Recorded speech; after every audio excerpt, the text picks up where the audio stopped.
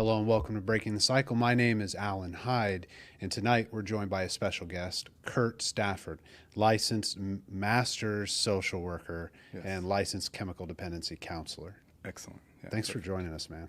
No problem. No problem. Thank you for having me. Yeah. So we're going to get into some discussions for you guys listening. Kirk has quite an extensive history working with addiction. He's been working in the field for some time, so we're going to get into just some discussions around the treatment of addiction and just Kirk's background. But he was telling me before the show that he kind of, sort of fell into therapy and being a counselor after working in communications and music and things like that. And I'm curious to hear more as to how did Kirk become a therapist? Oh, yeah. You want to hear this story, huh? I'm one of those people that never knew what they wanted to do when they grew up, And so I did a bunch of different things.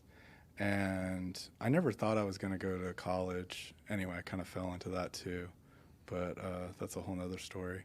But so anyway, I get out of college and I don't know what I want to do. And I was interning for a while at Universal Music and Video Distribution. So I applied and didn't get a job there.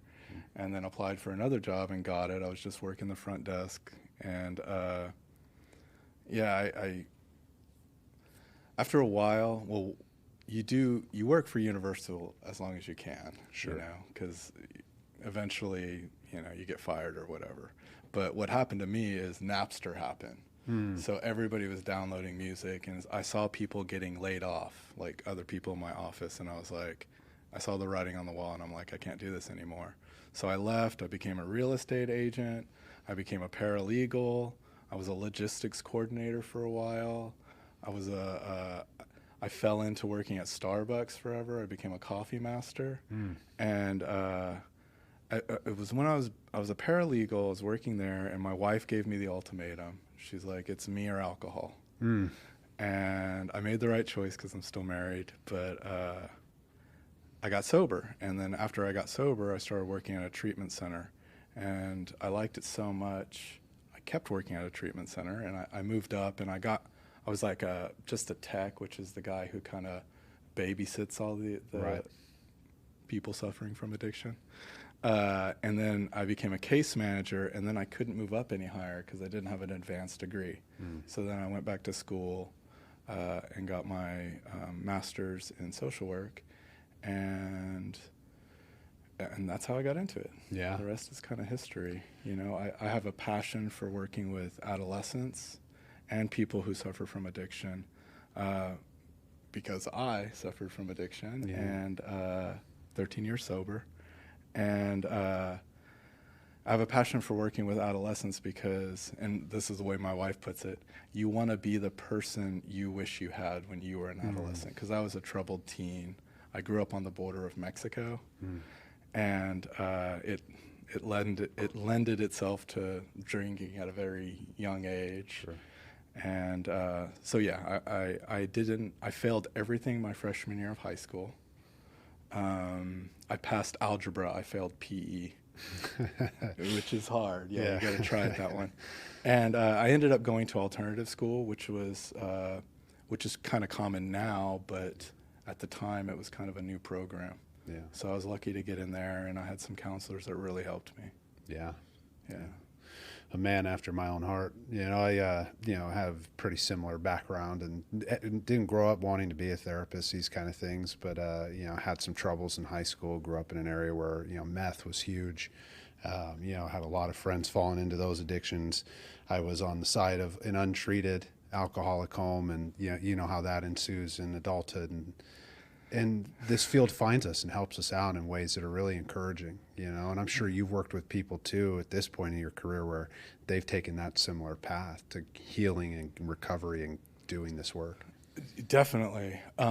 What's interesting is I remember I was at UNT. I went to UNT, and that's where I started going really. I mean, I did do some counseling at the alternative school in high school, but I started doing counseling at UNT because it's free, right? And years later, in fact, just recently, I started working at PMA in Plano. Oh, okay. And there was a guy that was working there. His name's Peter, right? And I'm like, man, Peter, that name's familiar. He was my counselor when I was, No way. when you say you've helped people that have gone on to like help other people, I was fortunate enough to like see my counselor on the back end kind of thing and thank him, you know. Yeah. Cool thing about Peter is, man, I don't want to like out him too much. You may have, are you from the DFW area? No, I moved here about a year and a half ago. Okay. Peter was in this band back then called Slow okay. Roosevelt, and they were pretty popular. If you're from the area, you may have heard of them. Anyway, Nice. just like an anecdotal story about Peter. That's cool when things can circle back around like that. And this field is so ripe with those things because it attracts in people when they decide that I'm going to do better and be better and get better. Yeah. It just attracts us in, and there's just so much good work to be done. Yeah. I've seen both, right? I've seen people that have come through treatment and gotten recovery and gotten better and gotten to work in the field and then overdosed. Oh yeah. And so it's good and bad, you know? Yeah, which since I have, and right, we call ourselves experts here, right? Since I have an expert on this topic sitting with me and we both work with it, I heard this thing the other day and I said, well, hey, I'm speaking with Kirk tomorrow. He's got a background in this. I'd love to just hear your perspective. Could be helpful for other people listening. It's like when you open up the big book and in the first couple pages is telling you how it's developed and how it came to be, and that there was a 50% success rate in the beginning and then it dropped down, and now studies show we're somewhere lower than 5% in success rates. I was talking with some people close to me about this the other day as well. There seems to be not just a rise, right, in the use of substances and the rise of addictions, probably no more than there was prior to us having eyes on these things as much as we do now. But do you think society's kind of in this like fringe, kind of fragile place with addictions and recovery? And what do you think the solutions are? Oh, man. The solutions is a big question, right? I mean, I think the biggest barrier right now, and it has been for a while, and you probably agree with this, is access to care, right? Like, I know a lot of really great treatment centers that are way too expensive for the average person suffering from addiction. Yeah. You know, and I see it time and time again. But the other thing is, man, I think we're really still early on in the treatment of addiction. There's a lot of really promising new treatments coming out from non-traditional areas, you know, like I know that people are researching psychedelic drugs as treatments for substance abuse, and there's a lot of promising things there. Of course, there's a lot of people who take that into their own hands. I mean, recently, the guy from Friends that overdosed on ketamine. Chandler. Yeah, I almost said Matt LeBlanc, but it's the other guy. What's Chandler's name from Friends in real life? Do you know? We can come back to it. But yeah, what that looked like to me anyway, if you've seen all the stories, was that he was self-medicating with ketamine as a way to like help his addiction issue, and he did it the wrong way. Matthew Perry. Yeah. Yes. Yeah. Yeah. Yeah. You know, and he had kind of some of that traditional, you know, we don't want to speak ill of anybody on this show, but it's like kind of had that traditional circle of codependency, some people pleasing going on in his inner circle, people that were kind of facilitating the addiction as opposed to like removing, detaching, getting out of the way so he could seek recovery, which is a common story. Well, and you know what, I've heard this, I was listening to, of all things, a Steve-O podcast. Sure. And it was, and he's sober, but he had on, don't tell me I forgot his name. He was also on Jackass himself. It was, anyway, so, and they were talking, and the other guy actually works in addictions. He has a bunch of sober living houses in the East Coast area. I'll think of his name here in a second, but he was talking about how people who get sober and then work in addictions have higher relapse rates than people who, and that was kind of, academically, I guess I knew that. Sure. But it was kind of like, oh man, it's important to watch yourself, like to do self-care and stuff, because, and when you suffer from addiction, there's like a higher accountability. Like, of course, Kirk's not going to relapse because, he's worked in addictions for so long. But Sure. the truth is, and you probably say the same thing, we're only as good as our last day, Right. the last 24 hours. So, Yeah. When you read that little excerpt in the beginning of the big book, it says those who actually tried, they tried, though that's where the success rates are at. And, one of my buddies had a real good perspective on it of those who try sometimes come in, they're not ready. You see the frequent flyers, or you see the individuals who they may not come back for a while. But what matters is that people are trying. I have to remind myself that, just in I don't want to break my anonymity too much, but I grew up in an alcoholic home, and it was the hardest thing to embrace, letting other people get their healing. And it wasn't until the 12 steps opened my eyes of how to detach and really see where people are trying to be better and do better, and not take things so personally and not get worked up or try to control people. But there's a lot so many pitfalls, right? There really is.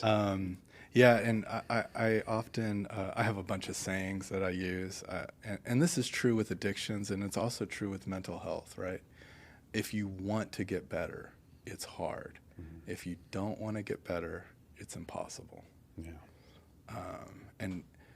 And Steve-O talks about how that served him. Like, when he first went to rehab, he says, I wasn't ready, but I listened to the lessons of rehab. Like, when he went to rehab, and they're like, of you 50 people, 10 will get sober or something like that. Mm-hmm. Like, he knew how hard it was when he wanted to.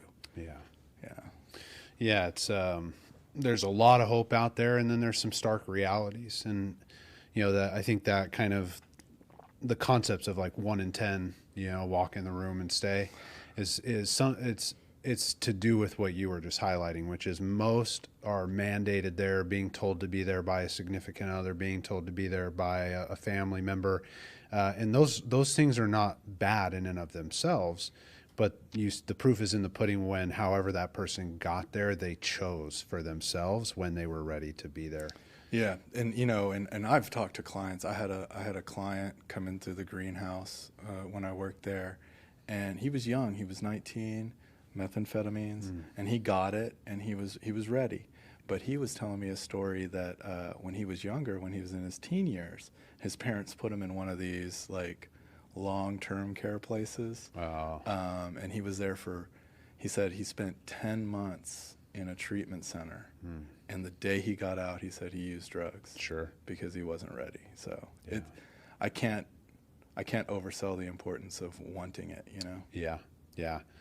It's program and recovery programs in general. It's for those who want it, not those who need it. Yeah, I heard about a place. Everybody be in them. I heard about a place in San Francisco, and I don't even know if this is true.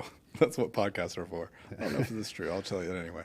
But I heard there's a place in San Francisco, and it's a treatment center for substance abuse, and it's free, I hear. And there's a bench outside. And if you sit on the bench for 2 days, they invite you in. Oh. So you vote with your feet, Yeah, that's interesting. Interesting way. I know that, and I did work there for a while. There's a free treatment center in Fort Worth. It's called Pine Street. And the process to get in there is you call every day, and it's part of Tarrant County MHMR. Sure. But you call there every day, and you're like, do you have a bed? And they're like, yes or no. And if they say yes, then you go in. And you wait. Yeah. And you get it, which is cool.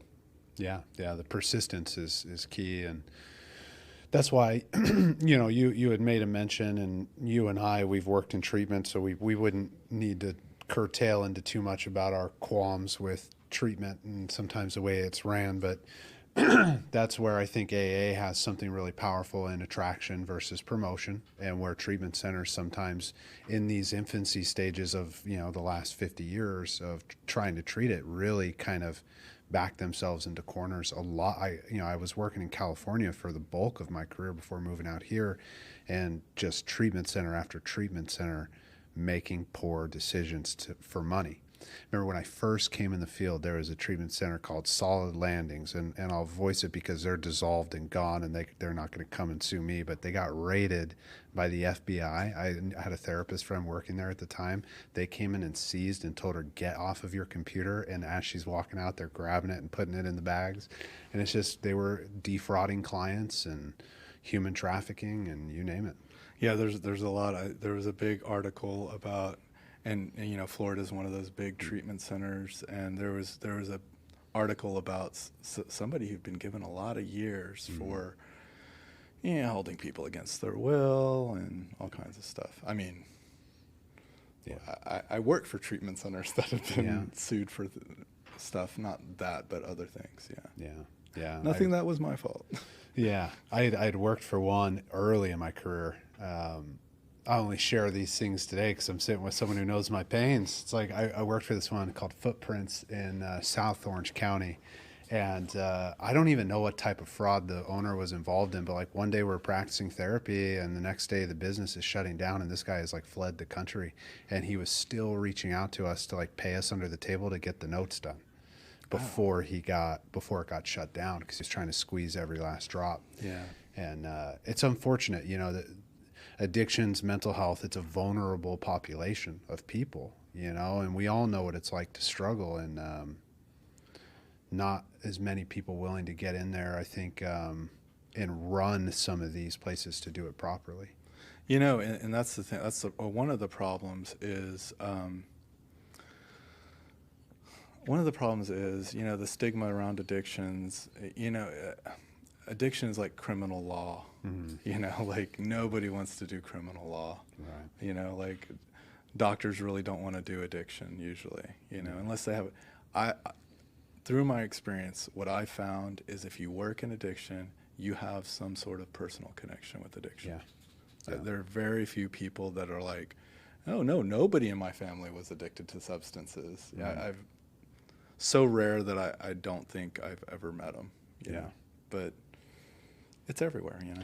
Well, you know, and I can attest to that as well. You know, in a 13-year career coming up on, I don't think I've ever met one working in the field that wasn't personally affected. Yeah, and I'm not saying that they had to be addicted. You know, maybe it was a parent, loved one, son or daughter. Well, that's how I found my way to therapy, and then Al-Anon was the realization. You know, I was wandering through just making up my own mind about all the things that I had experienced. You know, it wasn't until I was like, I'm a therapist who works with addictions that it smacked me in the face of like, oh, there might be a reason. You know? Well, and you know, you say that, and what's interesting is, and I've heard this from several different sources, there's a disproportionate amount of nurses that are adults of alcoholic parents. Yeah. You know? Yeah. It's just interesting. They're used to being the caretaker. Right. You know, these roles, my therapist always kind of highlights it, and this is a good one for those listening, is like when a role is assumed, you have a choice to assume it or not. And a lot of times we assume it with our careers, you know. And that was, I'm sure you've read this book, but Facing Codependence by Pia Mellody. Oh, man, it's a phenomenal book. And she started cracking down on the information around codependency because she was a nurse and experiencing her like codependency and her trauma, and then just started to ask these questions because she realized there's this unspoken kind of very visible but not being treated set of symptoms, and she developed this It's assessment. interesting that you pick up on this and you mention this because I've heard this too, and I kind of believe it as well, is the addiction's more of a symptom. Yeah. You know, of a, like, what does the big book say? An internal deficit or a personal, they have a term for it, but. Yeah, the spiritual malady. Yeah, like something about yourself that you're not willing to accept. Yeah. You know, some defect, personal defect. That's Right. what it is. Yeah, and I'm sure you would agree on this, but, you know, because you were just touching on exactly this, but for those listening, maybe we can dig into it. It's like the addictions, whether it be sex, gambling, drugs, rock and roll, it has nothing to do with the thing. It's always a set of, whether it be defects or symptoms, that are pulling us towards maybe traditionally we'd call the void. No, and exactly. And I can really actually speak about my personal life, because I had counselors again and again ask me, like, what was going on in your life when you started to use drugs and drink? And my default answer was always, I just wanted to party and have fun with my friends, right? But I kept getting it. Every counselor I had would always bring it. What was going on in your personal life when this happened? And I thought back to it, and there was something going on. The summer before my freshman year of high school, I was working with my stepdad doing roofing work, and we go do jobs, and he would say stuff like, your mom thinks I'm cheating on her, and I'm not cheating on her. And then we'd go home, and my mom would get loaded, and she'd be like, get in the car, we're going to drive around and look for Ron because he's cheating on me. And what I didn't understand is at 14, was it 13, 14, your age at that time, I didn't understand that I was in the middle of my parents' divorce, And I needed to deal with that somehow, and how I dealt with it was drinking and doing drugs with my friends. So, well, you lose track of why you started. Oh, of course, yeah. It's only once we get back into like really looking at ourselves and being brutally honest with ourselves. And that is the key, right? Yeah. Honesty. And they say it in the big book. And I'm sober, and AA really helped me, so I'm a big believer in the AA way, but really any way works. They all work. Yeah. It's the willingness that program comes by so honestly, right? I was talking with a client about it today because she was digging into her fourth step, and she was asking, there was this question her sponsor had for her about responsibility. What did you learn about responsibility in her childhood? And she was thinking about like all of these like positive qualities of responsibility. And I was like, it's interesting. What about, your parents putting the responsibility on you to take care of their emotions, right? What about the responsibility of having to be the caretaker when you were a child? Like being able to pop in a different lens. It's not about beating ourselves up or thinking we're like something rotten. It's about being able to look at the good and the bad of our behaviors, our experiences, and especially the behaviors and experiences of those who raised us, caretakers. Definitely. Yeah. It definitely comes from the way you were raised, everything in your adulthood is informed by, your attachment style or, your family of origin. I've just noticed that. What might you say to those listening who have a hard time embracing that concept? Like, how would you, and it wouldn't need to be like a super in-depth answer, but like, how would you break it down for someone who's hearing it for the first time, that their childhood maybe played a huge role in developing some of their not so desirable behaviors in adulthood? I mean, yeah, like you were saying, sometimes it takes somebody to drop in that different perspective, Sometimes it's not really easy to look at your upbringing objectively, right?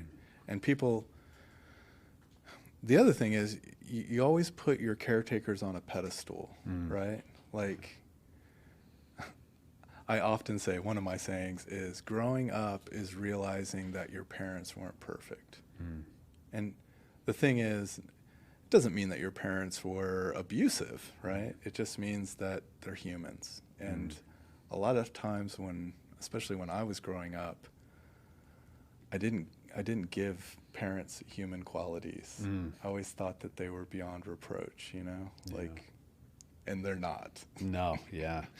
They're flawed, just like everybody else. That impeccable picture we have of them, right? It has to shatter because their parents are imperfect. They're just humans. It doesn't mean they're bad or wrong. Sometimes it does. Right? Well, and sometimes, right, when you're a kid, you're of those ages, right, and you're presented with a not hero depiction of your dad or mom, it really affects you. Oh yeah.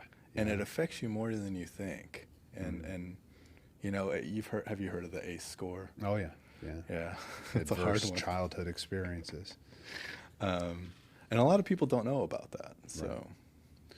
Yeah, you know, as you're touching on this, and maybe you can highlight some more on this, Kirk, is like I'm often reminded and try to remember how tender children are, and how tender as I sit across from a grown man who's had his experiences and been around the blocks that you've been around in your life, that when we do this work, a lot of the times, and you've sat with men, some of the most difficult and painful work is just getting them to that tender spot while still allowing them to be a man.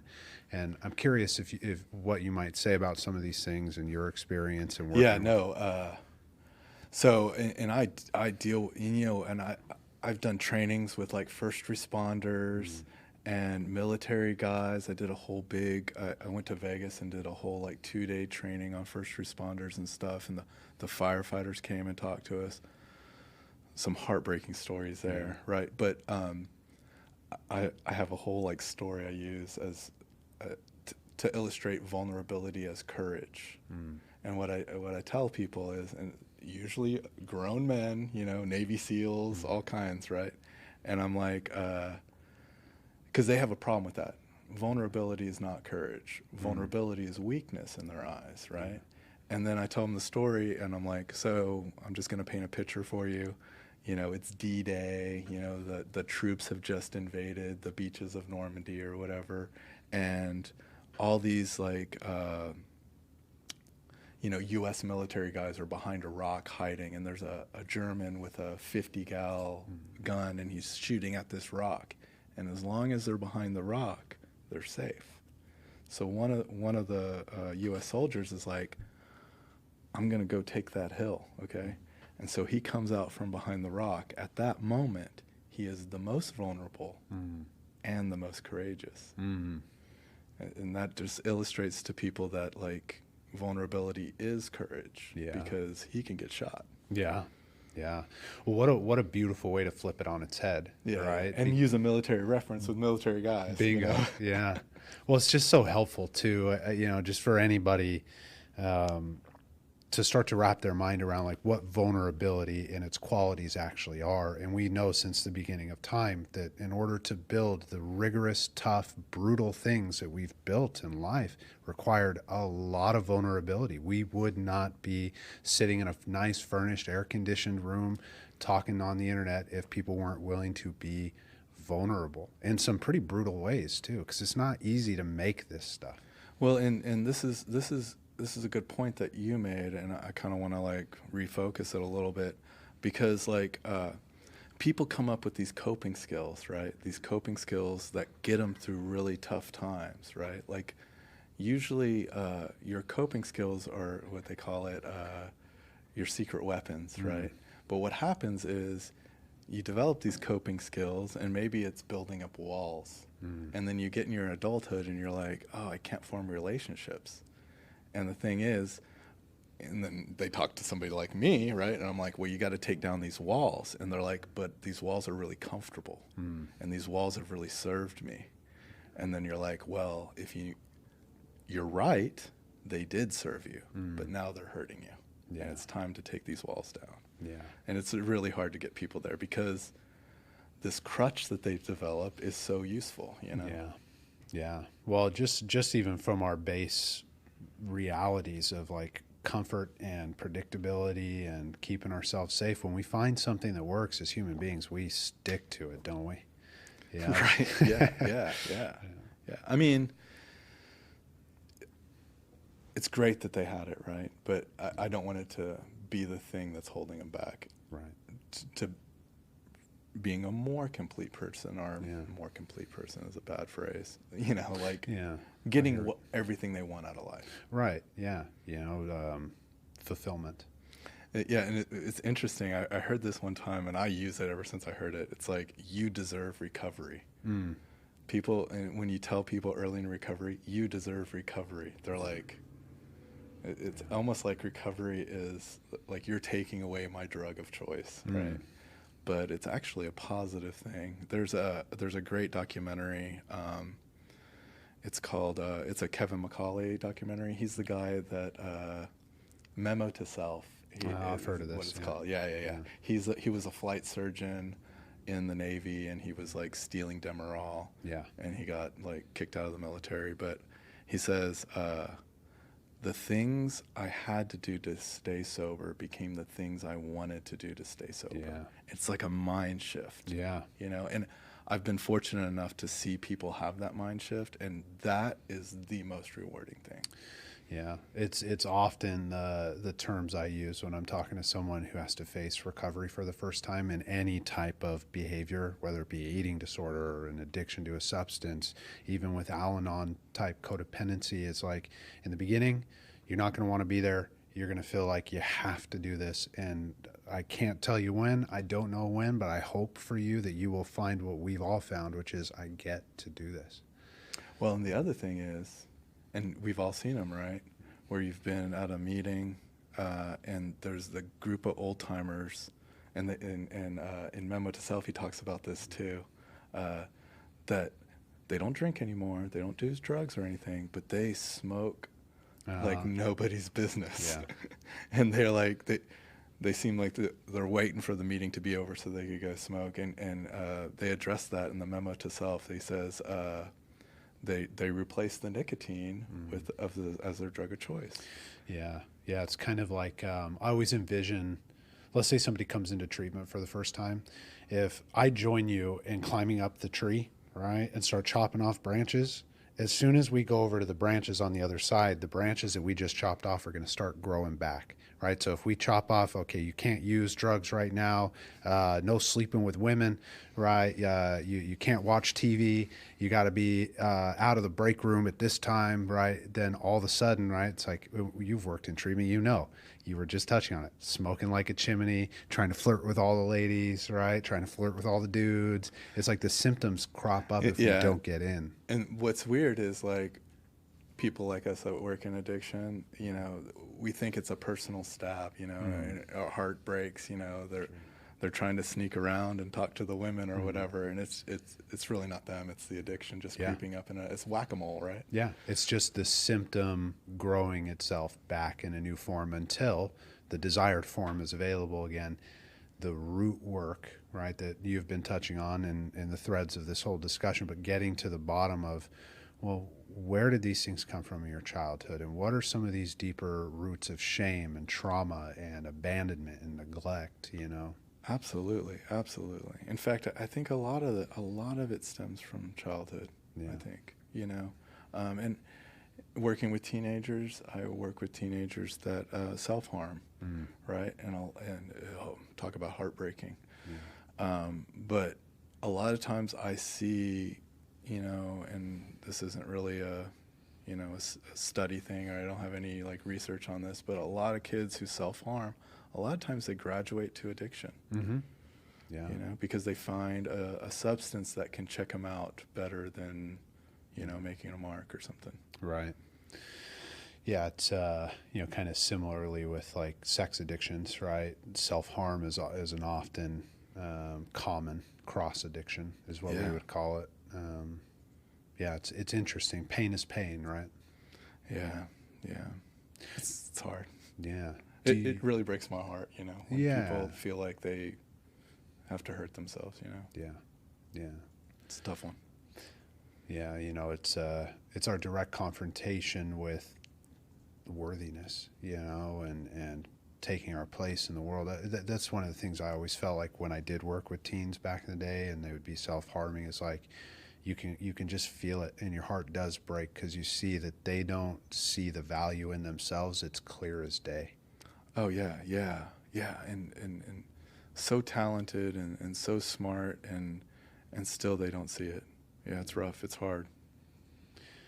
We're living in a climate these days that's ever changing, right? It's fast, it's exciting, but it's dangerous. The kids are getting swept up into things that I know you and I, when we were younger, didn't have to always contend with. I think we did in our own ways. It was slower, maybe when we were younger, with like the information. I would not want to be a teenager right now. Yeah, for sure. And you know, since you're currently still working with adolescents, what are they in trouble, man? Is there something that needs to shift and change in our culture?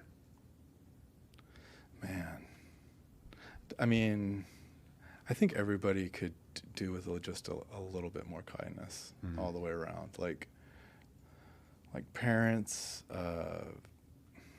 teachers, everybody's stressed out, right? Everybody's stressed out. So just being a little bit more kind with everybody, you know, and if there's one thing I could tell parents specifically is that kids really take to heart what you tell them, you know, and they're a lot smarter than you think, you know. So like cutting words, like belittling, stuff like that, they really take that to heart these days. And one thing that you were talking about earlier, I feel like kids don't do drugs as much as we did when we were kids. It's and I'm a little bit older than you. I can tell you're a little younger. Well, I think like, you know, that era, 70s, 80s, 90s, right? Yeah. Very drug heavy eras. Different drugs at different times, depending on the areas you're into, but very, very drug heavy era. Punk, fuck the system. That it just like, I remember growing up in the 90s, and these were just the narratives, you know, like you just kind of dabble around and make your way, and it's rough. And the drugs are a little different now. What is now is like lean and fentanyl, right? And when I was a kid, it was alcohol and was marijuana. And marijuana is its own thing now, and you got the synthetics now. And the real thing that people are struggling with is kids today can get any substance they want delivered to their door. Yeah. It's a completely different. Like back when I was a kid, you had to know somebody who knew somebody. Yeah. And then if that person knew your sister, then you're in trouble. Yeah, a real barrier to entrance. Yeah. Which is probably a good thing, right? Yeah, you know, I think there's just some natural things that society does well in community that have, with the advent of the internet, have kind of been degraded a little bit, which is a whole nother conversation for another time. But well, yeah, that's true too, because kids today struggle more with social isolation and living up to stereotypes of like idealized social media. That's way worse than when I was a kid. I mean, we had like 17 magazine and all this stuff, but it was never. Nobody would bully me with their phone and record me. Yeah, you know, and that's an added level of stress that your worst day can be publicized and go viral. Yeah, brutal. Yeah. I could not imagine. I had some pretty bad days in high school. I had a haircut once. If someone would have recorded me with that haircut, and that's still out there somewhere, bless my fucking heart, man. Yeah, you know, yeah, there's a lot of reasons I'm glad that there wasn't internet back then. Yeah. Because I probably wouldn't be sitting with you today. Yeah.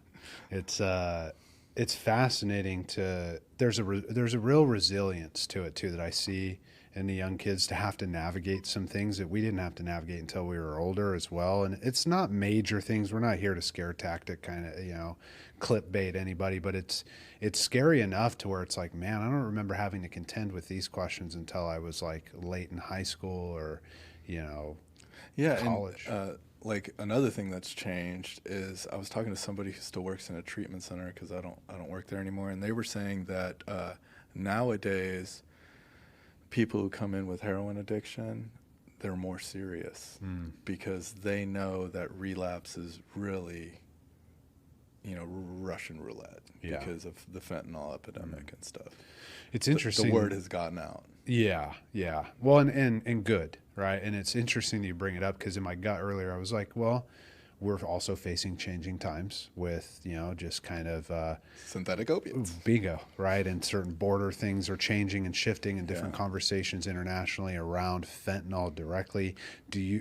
I've often been asking myself this question lately, knowing the nature of addiction, and kind of knowing the answer of like, do you think that's going to have any like impact on the sheer percentages of people that have kind of skyrocketed into the numbers? I mean, it used to kind of sit around, what is it, like 10 to 12, you know, what is it, million worldwide per year. And then since COVID, it had jumped up to like, it's like 20, 30 million year after year. I know COVID was really terrible for people in recovery too, because when they closed the rooms, that was really hard for people. Yeah. You know, but you're talking about like the numbers of overall people addicted Yeah. to substances. Yeah, because there's, and we'll see if this is the way it shakes out. We can look back on it later when things have kind of come to fruition. But there's all the talks about really hammering down and making sure the fentanyl is not coming across the borders. If that happens, I'm nothing political. I'm always curious. Do you think that has an actual impact on people's not getting into addiction, kind of like the DARE program stuff? Yeah, absolutely. I don't know if you remember this, because I'm a kid of the 90s. But in the 90s, it happened probably around the mid-90s. The police had busted probably the biggest producer of LSD in the country. He was like living in a bunker in like Arizona or something. He busted this guy. And after that, there was a LSD drought. So, and you just couldn't get LSD. Not that LSD is addictive, but what I'm getting at is, if they took all the fentanyl off the street, like if we could snap our fingers and it was gone, of course it would improve people's outcomes and stuff.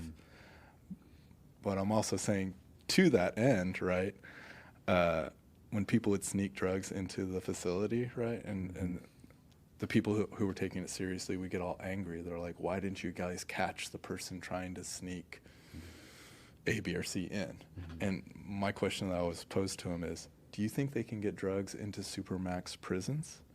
And the answer is like, well, of course they get drugs into supermax prisons. They get drugs into all prisons. And I'm like, with the precautions they take in a supermax prison, do you think our precautions are more or less than that? And they're like, less than that. And I'm like, that's how the drugs got in. Right. Because you could search everybody 20 different ways, and they're going to find a way to get substances in. Yeah. Yeah, it's one of the greatest realizations, working with people, is how absolutely bottomless the amount of cleverness that comes out of a human being. They will find a way if they're choosing to do something. And I used to turn that on people. I was like, remember how clever you are to figure out how you did drugs? And they're like, yeah. I was like, that's how clever you have to be in recovery. Yeah, with your routines and with finding work and, your willingness to try different things. If something's not working, you have to get clever. Well, and like, tell on yourself. Nobody ever tells on yourself. I have this whole thing where I'm like, the one thing I never heard in my years of working in addictions is, Kirk, here's the drugs. Yeah. I smuggled them in to use them, and I decided I didn't want to use them. There they are, Kirk. Nobody ever says that. Yeah. Everybody's like, what drugs? Yeah. The ones in your pocket? The ones falling out of your pocket? Yeah. Yeah. I had this ex-pro baseball player, and he had the steroids in his pocket, the liquid form of them. And I knew he had them on him, right? He had kind of been narked on a little bit, and him and I had worked together for some time. And he was like, this isn't steroids. And he's like, pulled it out. This isn't steroids. Puts it back in his pocket. I'm like, vape juice? Yeah. I'm like, dude, people, it's even when they know they're caught. And this is a brutal reality, I think, for family members and those personally affected to remember with addictions and walking with people, is that even when they're caught, unless they're ready, to step into like a realm of like justice, in life, and humility and honesty, which they're fully capable of, and we want to make the space for them to do it, they're going to lie to you. So someone in one of my meetings always says, she says, lips are moving, lying. Yeah. So many stories about this topic. I had one guy, and working at the treatment center, we have people come in and talk all the time. And just different stories like, I got a sponsor, and my sponsor told me two things. He said, sit down and shut up. Yeah. Listen to what they're saying. Right. Another story was like, this guy was telling me, he's like, I went to a meeting, and my sponsor was like, go over there and talk to those newcomers about recovery, And he's like, I was told to do everything my sponsor said. So I went over there, and I was talking to the newcomers, and the guy was saying, he's like, yeah, this AA thing isn't working for me. Maybe it'll work for you guys. I came over to tell you, to talk to you about it because my sponsor told me to, but it's not working for me, but maybe it'll work for you guys. Give it a But try. it ended up working for him. Yeah. As long as you stay engaged, it'll work. And the thing that everybody has a problem with, everybody I've ever worked with, is time. Everybody thinks, oh, now I'm sober. It's like a switch, Right. Like I don't want to do it anymore. I'm better now. Yeah. Yeah. And they don't realize how long it really takes. What is it? Post-acute withdrawals, like 18 to 24 months. Yeah. Yeah. I had just finished my research on this last year. And it's 3 years is kind of 3 the years. accepted. Is that the new one? Not for pause, but for your brain health, for blood flow to your brain. And, there seems to be, right, you'll hear in AA and multiple 12-step rooms is kind of like the 3-year mark where you really start to turn that corner into some of the spiritual awakenings on a deeper level. It's like, well, yeah, you've given your brain 3 years to heal pathways that your whole life you were doing a different way. It's like your brain for some reason, needs some of these hard resets. And a 3-year mark for anything, even if we didn't have brain scans and things like that, is a really, really solid benchmark to give yourself in committing to a new behavior, a new set of behaviors, because you got a lot to learn. Yeah. It's the time thing. It's such a struggle for most people, because they want it so bad. They want to be better so quickly. And you know what? The disease of addiction says, I can get instant gratification. Right. So it's hard to turn that around. It's probably, I don't know, you tell me, do you think it's the hardest concept, time? That, and I would make the most cliche argument of all. It's like time and maybe the axiom between love and trust, is probably the hardest concepts for humans to grapple with when they've been hurt. Yeah. That time will heal it and you will get better if you stay busy. Time's a real the short answer to your question is yes, time is extremely difficult for those of us who've been hurt, because what we have to do is take a leap of faith, trusting that in a long period of time of commitment, I may feel better. And we say it as may feel better because I don't trust the promise that you tell me I'm going to feel better, because I've been fucked over. Right. Yeah. And that, I think, is what makes the time part so hard, is like, as a human being, it's like all of these really good people wouldn't be telling me the promises if it was bullshit. And I like what you touched on when you said, because we've been burnt before. Right. And I think maybe that's an answer to why my and maybe your generation did substances more than kids today. Because when I grew up, everybody's like, if you smoke weed, it's slippery slope, you're going to be scoring crack tomorrow, right?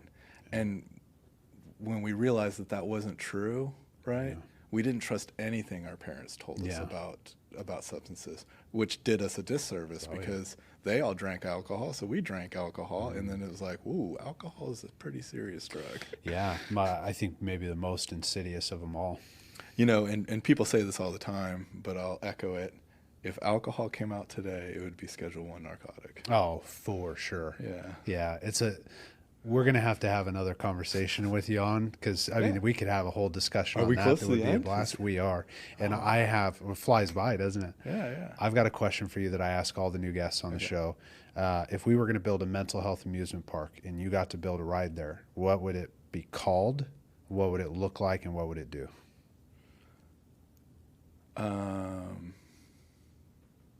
Man, you ask hard questions. You ask hard questions on the spot, but I have a full answer to this. Okay. And it's an addiction answer. It would probably be called the Screamer. It would be a super fast roller coaster, right? And the purpose of it, right? And this touches on another thing that Kevin McCauley said. I love that documentary. He said, you have to learn in recovery to have hedonistic fun, is what he said. He didn't say fun.